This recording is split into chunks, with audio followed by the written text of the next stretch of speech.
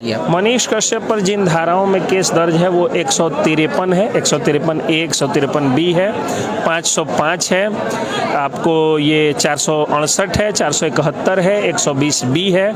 इन दफाओं में जो है वो उन पर केस दर्ज है। इसमें आप पूछिएगा कि हाँ मनीष कश्यप को कितना दिन जेल में रहना होगा, तो अभी ताज़ा अपडेट है कि ईओयू ने आज जो है वो न्यायालय से जा करके मनीष कश्यप को रिमांड पर ले लिया। और पटना के जो फेमस कोचिंग संचालक हैं फैसल खान तथाकथित खान सर, उनका नाम आ रहा है। जैसे 120B में 6 महीने से 2 साल की सजा है, विथ फाइन भी हो सकता है। उसी तरह से 7 साल की सजा जो है वो दूसरी दफाओं में 7 साल तक की सजा है। पुलिस अपना जो है वो पूछताछ कर रही है, लेकिन इसमें मनीष कश्यप की मुश्किलें इस तरह बढ़ जाएंगी कि अभी 14 दिन का रिमांड लेगी जो है वो आपको ईओयू, उसके बाद फिर बिहार पुलिस भी उसको 14 दिन का रिमांड ले सकती है। फिर बिहार पुलिस के बाद आप क्या जो है वो तमिलनाडु पुलिस भी ले सकती है। तो रिमांड पे ये लोग काफ़ी ज़्यादा दिन रख सकते हैं मनीष कश्यप। तो अगर एक केस में बेल मिल भी जाता है तो उनको हर जगह जाकर के बेल लेना हो। मैं ये कह सकता हूँ कि ट्रायल में उनको क्लीन चिट मिल जाएगी, और फिर से वो बाहर आएंगे, और बाहर आएंगे तो बाइज्जत बरी होके आएंगे बाहर। फिर से एक बार हमारे साथ मोतिहारी के मशहूर वकील एसके पंकज जी हमारे साथ है। सबसे पहले आपका स्वागत है सर। आपका भी बहुत बहुत स्वागत है। और आपने जो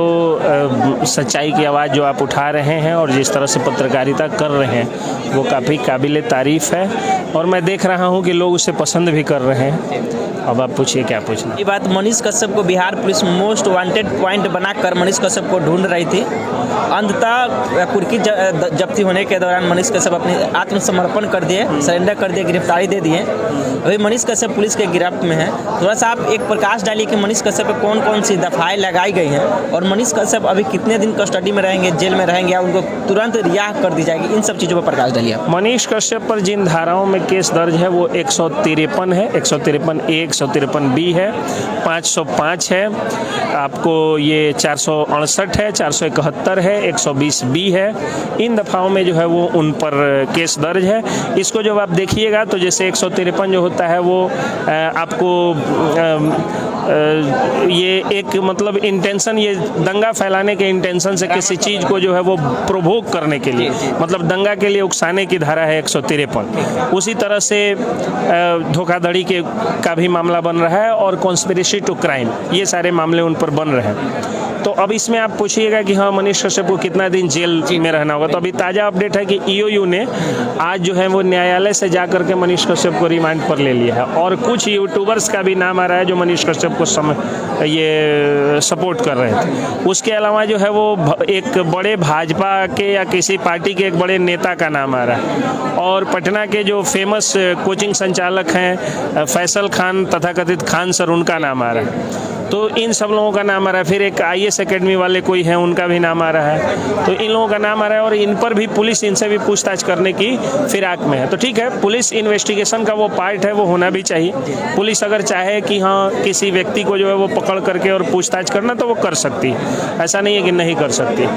तो पुलिस अपना जो है वो पूछताछ कर रही है, लेकिन इसमें मनीष कश्यप की मुश्किलें इस तरह बढ़ जाएंगी कि अभी 14 दिन का रिमांड लेगी जो है वो आपको ईओयू, उसके बाद फिर बिहार पुलिस भी उसको 14 दिन का रिमांड ले सकती है। फिर बिहार पुलिस के बाद आप क्या जो है वो तमिलनाडु पुलिस भी ले सकती है। तो रिमांड पे ये लोग काफ़ी ज़्यादा दिन रख सकते हैं मनीष कश्यप। एक ये बात हो जा रही है। दूसरी बात ये है कि मनीष कश्यप पर जो भी केस दर्ज है, शायद बेतिया में भी केस दर्ज है, उसके बाद जो है वो पटना में केस दर्ज है, और शायद तमिलनाडु में केस दर्ज है। तो अगर एक केस में बेल मिल भी जाता है तो उनको हर जगह जा करके बेल लेना हो, यही है। तो अभी मनीष कश्यप जो है वो जल्द बाहर आएंगे या जल्द नहीं आएंगे ये कहना मुश्किल इसलिए है क्योंकि बेल जो है, हाँ एक तो 3 जगह से उनको बेल लेना होगा, और बेल जो है वो नथिंग बट मर्सी पेटिशन।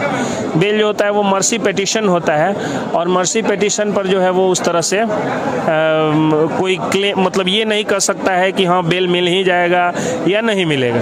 ये ऑनरेबल जजेज के ऊपर होता है कि वो बेल दें या जेल दें।